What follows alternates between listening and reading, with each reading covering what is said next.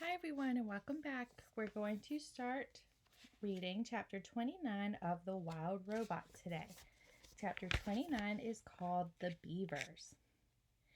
Every day the beavers swam along their dam, inspecting and repairing it.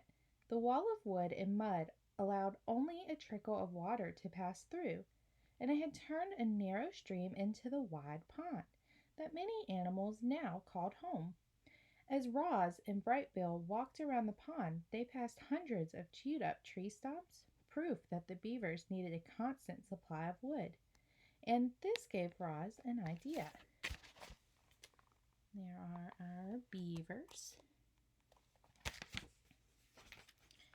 The robot swung her flattened hand, and the sounds of chopping wood echoed across the water.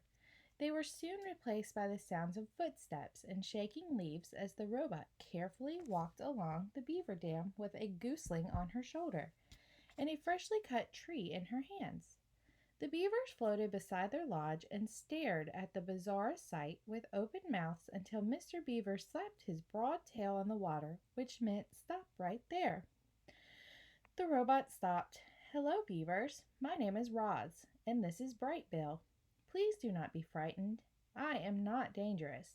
She held out the tree. I have brought you a gift and thought perhaps you could use this in your beautiful dam. No thanks, said Mr. Beaver.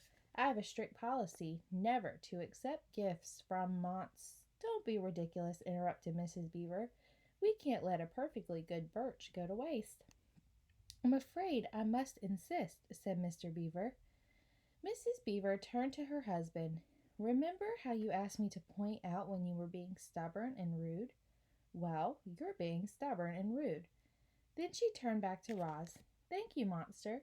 If you'd be so kind as to drop the tree in the water, we'll take it from there. I am not a monster. Roz tossed the tree like a twig. I am a robot. The tree smacked against the water and sent the beavers bobbing up and down. Just then Brightbill started peeping. Mama, hungry. So Roz dropped a ball of grass into the nest. The gooseling thinks you're his mother, came a quiet voice. It was Paddler, Mr. and Mrs. Beaver's son. His real mother is dead, said Roz, so I have adopted him. There was a brief silence. Then Paddler looked up at Roz and said, You are a very good robot to take care of Brightbill. Mr. Beaver sighed. Yes, that's very good of you, Roz, but I don't understand what any of this has to do with us. My son and I need a home, and Loudwing said you would help us build one.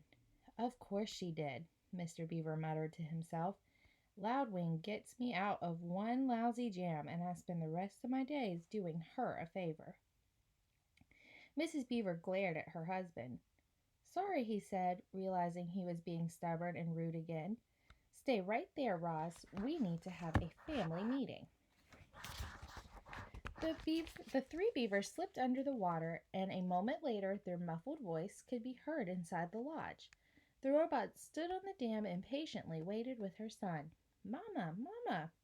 Yes, Brightbill, I am trying to act like a good mother. A ripple, and Mr. Beaver's head appeared above the water.